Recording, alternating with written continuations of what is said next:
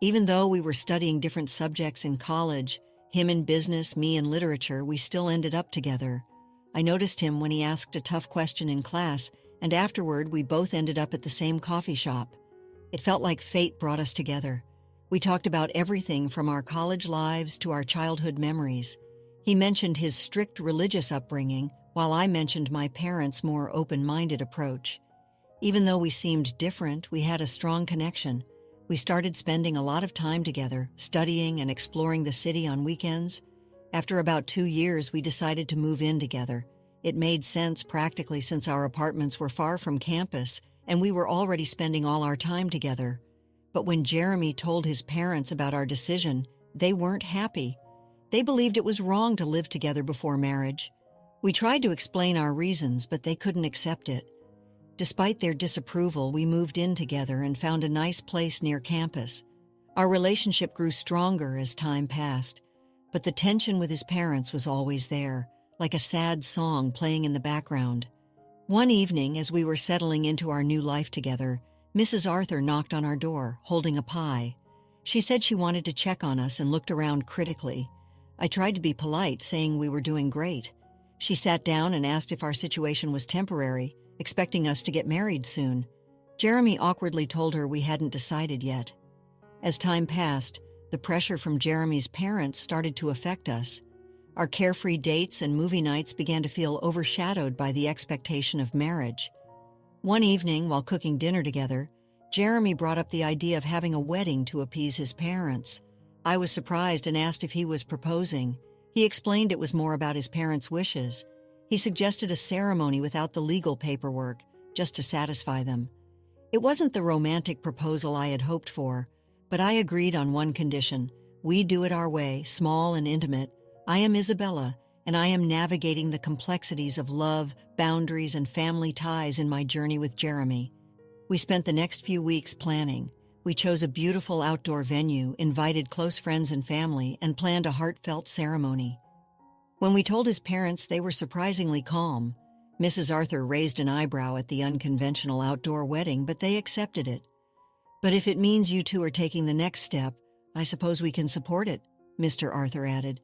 "As long as you're committed to each other, that's what matters." The day of the wedding was beautiful. I wore a simple white dress, and Jeremy looked handsome in his suit. Our friends cheered, and even Jeremy's parents seemed genuinely happy. During the reception, Mrs. Arthur pulled me aside. "Isabella, I want to apologize," she began softly. "I know we've been hard on you, but seeing you together today, I realized that love is what truly matters." Touched by her words, I thanked her. The day ended on a high note, with everyone dancing and celebrating our love. It felt like we had finally won Jeremy's parents over, and I hoped it would be a fresh start for us. But as days passed, their daily visits became more frequent. They dropped by unannounced, often with unsolicited advice or thinly veiled criticisms. It was as if the wedding had given them a free pass to interfere in our lives. One evening, as Jeremy and I were relaxing after a long day, there was a knock at the door.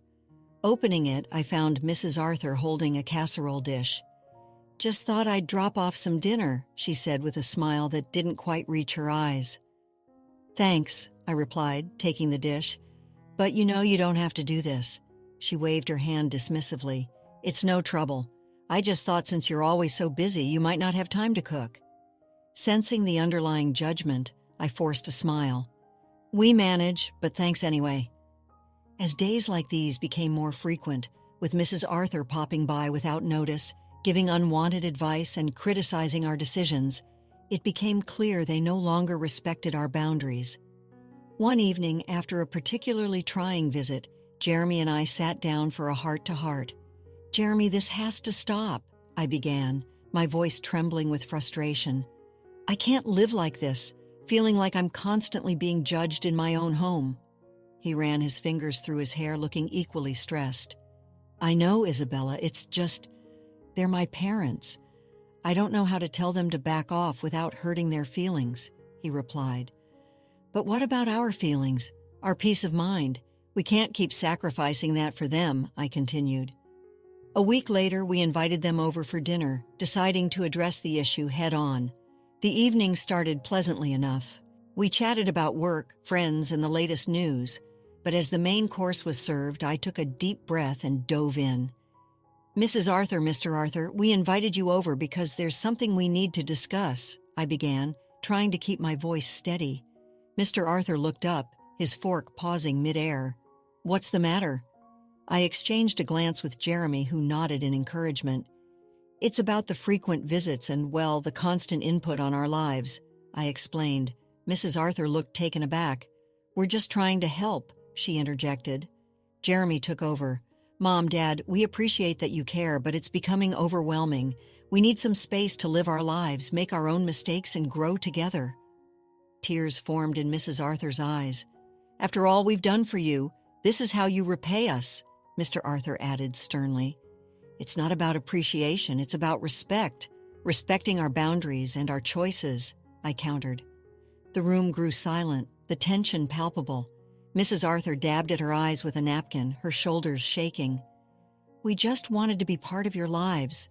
I never thought it had come to this," she admitted. Jeremy looked torn, his loyalty divided, but he held firm. "Mom, we love you, but this is our life. We need you to understand that." The evening ended with Mrs. Arthur in tears, Mr. Arthur looking disappointed, and an unspoken agreement that things had to change. As they left, I felt a mix of relief and dread, wondering what the future held for our relationship. Days after the confrontation, the house felt unusually quiet. The constant visits had stopped, but the silence was both a relief and a curse. Every time the doorbell rang or there was a knock, my heart would race, expecting it to be Jeremy's parents. But it never was. One evening, as Jeremy and I sat on our couch, he broached the topic. "Isabella, do you think we were too harsh? I mean, they're my parents. Maybe we overreacted." I took his hand, feeling its warmth. "Jeremy, it's not about being harsh. It's about setting boundaries. We did what we had to do," I reassured him. "I know. It's just hard. I never imagined being in this situation with them," he sighed deeply. As days turned into weeks, we began to feel the weight of our decision. There were no more surprise visits, but there were also no calls or messages. It was as if we had cut ties completely. During this period, I often found solace in browsing property listings online. One day, as I was scrolling through, a beautiful house in a neighboring town caught my eye. It had a large garden, a spacious living area, and most importantly, it was far away from our current life. "Jeremy, come look at this," I called out. He joined me, peering at the screen. "Wow, it's beautiful, but why are you looking at houses?" he asked, surprised. I hesitated, choosing my words carefully. "I was thinking, maybe it's time for a fresh start, somewhere new where we can create our memories away from all this drama." He looked surprised. "You mean move? Leave everything behind?" I nodded. "It's drastic, I know, but maybe it's what we need." We discussed it at length, weighing the pros and cons. The idea of starting anew was enticing, but also terrifying. Yet the more we talked, the more it felt right. A few weeks later, we visited the house. It was even more beautiful in person, and the neighborhood seemed perfect. After much consideration, I decided to use the money I had inherited from my grandmother to buy it. The day we signed the papers, I felt a mix of emotions, excitement for the new beginning, but also sadness for what we were leaving behind. The move went smoothly, and soon we were settling into our new home. It felt like a dream. The peace was just what we needed. One evening, as we were enjoying a quiet dinner in our new dining room, Jeremy said, "Isabella, I think this was the best decision we ever made." I smiled, feeling content. I think so too. The first few months in our new home were like a dream. The mornings were quiet, filled with the chirping of birds, and the evenings brought a calm, tranquil energy.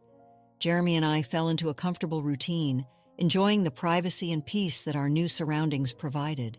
The past seemed like a distant memory, and the attention that once surrounded our lives had all but disappeared, until one fateful day. I was in the kitchen preparing dinner when the doorbell rang. Jeremy went to answer it. I heard murmurs and then a familiar voice. My heart sank. It was Mrs. Arthur. I walked to the entrance, my face revealing my shock. There they were, Mrs. and Mr. Arthur, suitcases in tow, standing at our doorstep. "Mom, Dad, what are you doing here?" Jeremy asked, his voice filled with surprise. Mrs. Arthur smiled a bit too sweetly. "We missed you, dear, and we thought, why not pay a visit?"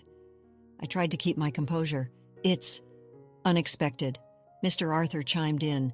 "We just wanted to see where our son is living. Now, is that so wrong?" Jeremy seemed torn. "Of course not, but a heads up would have been nice." Mrs. Arthur looked around, her eyes scanning our home. "Oh, what a lovely place you have here. Much nicer than the old one." I bristled but said nothing. The visit turned into a stay. One night became 2, then 3. They began to settle in, making themselves comfortable, much like they had in our previous home. One evening, after dinner, I pulled Jeremy aside. "Jeremy, we can't go down this road again. We moved to escape this." He sighed. "I know, Lee, but they're my parents. I can't just throw them out." "Then what? Let them take over our lives again." Mrs. Arthur, who seemed to have overheard our conversation, walked over, her eyes welling up with tears. "Is that how you feel, Jeremy? That we're a burden?" Jeremy looked helplessly at me, then back at his mother. "Mom, it's not like that. We just wish you had told us you were coming," she sniffled. "We just wanted to be close to our son, but it seems we're not welcome here either." I had a sinking feeling when I heard Jeremy's parents mention they'd decided on their living situation. The two of us had recently been discussing the matter privately, hoping to find a delicate way to address the issue. Now it seemed the matter was going to be thrust into the open. "Isabella, Jeremy," Mr. Arthur began, "we have some news." Jeremy shifted in his seat, already sensing what was coming. "Go on," he prompted. Mrs. Arthur, trying to sound cheerful, said, "We've sold our house. We realize there's no need for it when we have such a lovely family home here with you two." My eyes widened in shock. "You did what?" "We wanted to be closer to you both," Mr. Arthur explained, looking earnest. Mrs. Arthur looked hurt. "We are family. Why wouldn't you want us here?" I took a deep breath and said what I'd wanted to say for a long time. "This house, it's mine. It's not owned jointly by Jeremy and me. It's in my name only." I retrieved a file from the study showing them the ownership documents. Mrs. Arthur looked at the papers and then back at me, clearly stunned. "But you're married. What's yours is Jeremy's and vice versa." I smiled triumphantly. "That's where you're mistaken. We held the wedding ceremony, yes, but Jeremy and I never legally married. We never signed any official documents, so technically you're not my in-laws." The weight of my words seemed to hang in the air. Mrs. Arthur's face turned a shade paler, her eyes widening in disbelief. Mr. Arthur looked from me to Jeremy, seeking some form of denial. Jeremy took my hand, signaling his support. "It's true, Mom and Dad. We thought you'd be more accepting if we had a ceremony, but we never felt the need to get the state involved in our relationship." Mrs. Arthur began to sob. "So you deceived us, and now you're throwing us out?" The room was heavy with tension after the bombshells were dropped. Jeremy's parents were taken aback, but it wasn't long before the shock turned into outrage. "So you tricked everyone with a sham wedding, and you think that makes everything all right?" Mrs. Arthur's voice had a hint of venom. Jeremy sighed. "It wasn't about tricking anyone.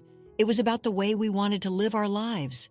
The ceremony was for us and those who wanted to celebrate our love." Mrs. Arthur's face turned a shade redder. "You dare defy the sanctity of marriage, live together in sin, and then mock us with a fake wedding? I've had enough," Mr. Arthur declared, standing up suddenly. "You, young lady, are nothing but a sinner and a witch trying to pull my son away from his family, his values."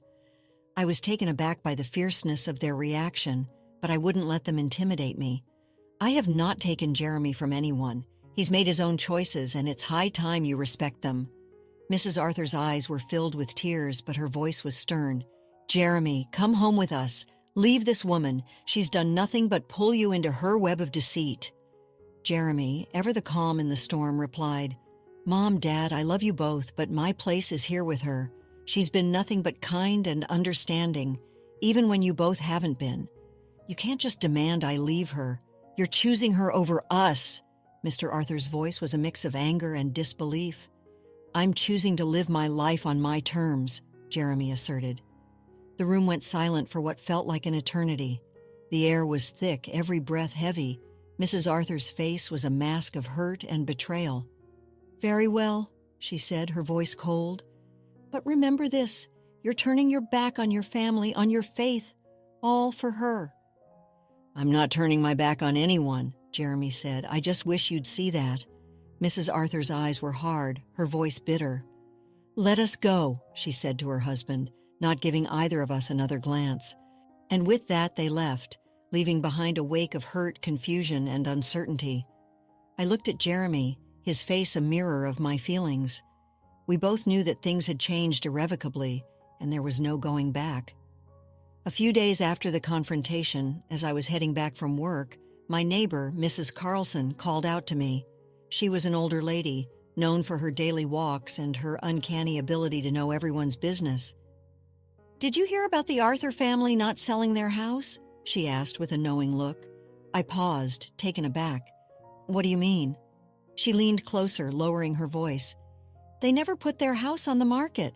I heard from Susan, who heard from Janice, who works at the town's real estate office. There's no record of the Arthur property being up for sale. I felt a knot form in my stomach. Were they lying to us all this time? When I got home, I shared the information with Jeremy. He looked shocked. I can't believe they'd lie to us. What were they trying to achieve? We both knew the answer. They wanted to manipulate the situation to their advantage. The realization was a hard pill to swallow. All this time, while we tried to understand and accommodate them, they had been playing a game. Jeremy sighed deeply, rubbing his temples. This changes things. It's one thing to have disagreements, but outright deception? That's something else entirely. We can't keep letting them pull us into their manipulative games, I said firmly. We need boundaries, strong ones. Jeremy nodded. You're right. We can't continue like this. It's unhealthy for us and our relationship. The next day, he went over to his parents' house. He needed to confront them and get some answers. When he returned, his face was a mix of anger and sadness. They admitted it, he began, his voice heavy. They thought that if they moved in with us, we'd be a proper family again. They felt threatened by our independence. We sat down discussing our next steps. It was clear that for our sanity and the health of our relationship, we needed distance from them. We need a break, Jeremy declared. Some time away from all this drama and manipulation. I agreed. It's the best decision for us right now. That evening, we sent a message to his parents, informing them of our decision. The reply was filled with anger and accusations, but we remained firm. We needed this for ourselves and our future. The next few weeks were quiet. We focused on each other, rebuilding the trust and closeness that had been strained over the past months. One evening, as we sat on our porch looking at the stars, Jeremy turned to me. Thank you, he whispered, for standing by me, for fighting for us. I smiled, squeezing his hand. Always. The journey had been long and fraught with challenges, but it was a poignant reminder of the importance of boundaries, honesty, and mutual respect in any relationship. As the night deepened, we looked towards the future, hoping for peace and understanding. Let's conclude the story shortly. The distance brought a sense of peace. We reconnected with ourselves and each other, away from the drama. While the hurt lingered, we learned a valuable lesson. Love doesn't mean succumbing to manipulation. It's about respect, honesty, and healthy boundaries. In time, we reached a place of understanding with Jeremy's parents. It wasn't a complete reconciliation, but a fragile truce built on mutual respect. We chose forgiveness, but never forgot the importance of protecting our happiness. And so we continued building our lives together, stronger and wiser, in the haven we created, far from the turmoil, under a sky full of shimmering stars. After experiencing the full journey of our story, we'd love to hear your thoughts. How did the story resonate with you? Don't forget to like, subscribe, and stay blessed. Thank you for watching, and see you in the next story.